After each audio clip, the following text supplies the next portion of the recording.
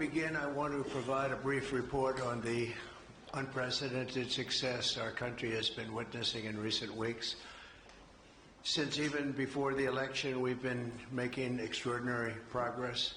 The American people gave us a clear mandate to save our country, and we won all 7 swing states by large margins, historic. Very importantly, we won the popular vote by millions and millions of votes.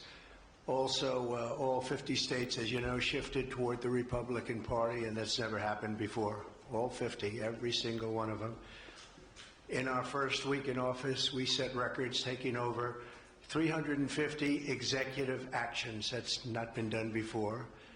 And it has reportedly been the single most effective opening week of any presidency in history. And we want to keep it that way. We want to keep it going.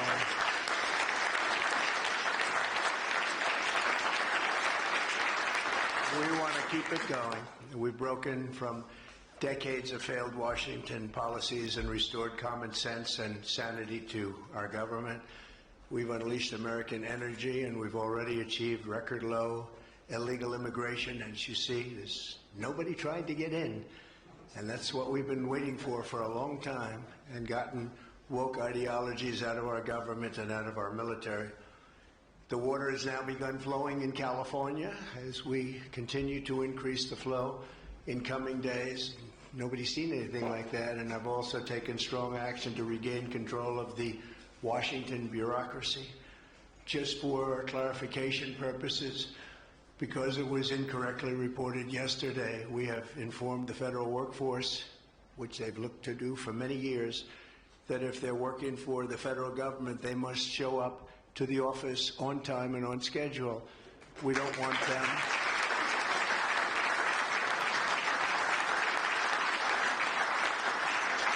We don't want them to work from home because, as everyone knows, most of the time they're not working, they're not very productive, and it's unfair to the millions of people in the United States who are in fact working hard from job sites and not from their home. As federal employees, they must meet a high standard. They're representing our government, they're representing our country. If they don't agree by February 6th to show up back to work in their office, they will be terminated, and we will therefore be downscaling our government, which is something that the last 10 presidents have tried very hard to do but failed. Most of the people we're talking about have not been going to their federal offices in many, many years, from even before COVID. But they have nevertheless been paid. Some have worked, some haven't worked, and most of the studies say that some have just gone through the motions. We may ask these people to prove that they didn't have another job during their so-called employment with the United States of America, because if they did, that would be unlawful. As you understand, a lot of people are getting paychecks, but they're actually working other jobs, so they'll have to prove that to us, that they weren't. In any event, we're requiring them to show up to work or be terminated. We think a very substantial number of people will not show up to work, and therefore our government will get smaller and more efficient, and that's what we've been looking to do for many, many decades, frankly.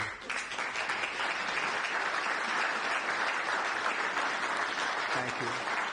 In addition, there was a short-term pause or funding freeze on certain discretionary spending payments, such as government grants, only for us to quickly look at the scams, dishonesty, waste, and abuse that's taken place in our government for too long. As was explicitly stated, this in no way affected Social Security, Medicare, Medicaid, or other entitlements that Americans depend on. I've made abundantly clear from the very first day that I ran from office, that was a long time ago now, that's 2015. If you think about it, I announced in 2015 and we won in 2016. We did very well in 2020, but we did really well just recently. And I'm restating right now to correct any confusion that the media has purposely and somehow, for whatever reason, created Social Security, Medicare, Medicaid have not been affected by any action we're taking in any way, shape, or form. We are merely looking at parts of the big bureaucracy where there has been tremendous waste and fraud and abuse. In that process, we identified and stopped $50 million being sent to Gaza to buy condoms for Hamas. 50 million. And you know what's happened to them? They've used them as a method of making bombs. How about that? We stopped an attempt to make an illicit payment for illegal alien resettlement. We canceled $181 million in DEI training contracts. This is just for the training of people in DEI, which has been terminated and completely terminated. And we paused $1.7 billion in unauthorized payments to foreign organizations, including stopping more than $40 million that was on its way out the door to the very corrupt World Health Organization, which has not done its job and not done it properly. We also